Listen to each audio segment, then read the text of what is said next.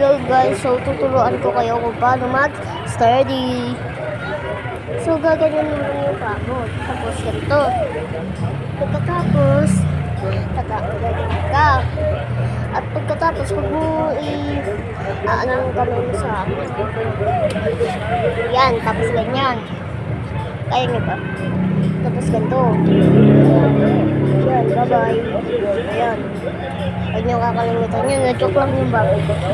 Yan. Tapos gaganto kayo. Gaganto.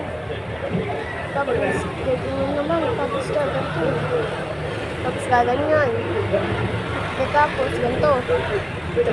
Ganito. Ganito. Ganito. Ganito. Ulit. Tapos ganyan. Tapos katabi naman kayo. Yan o. So,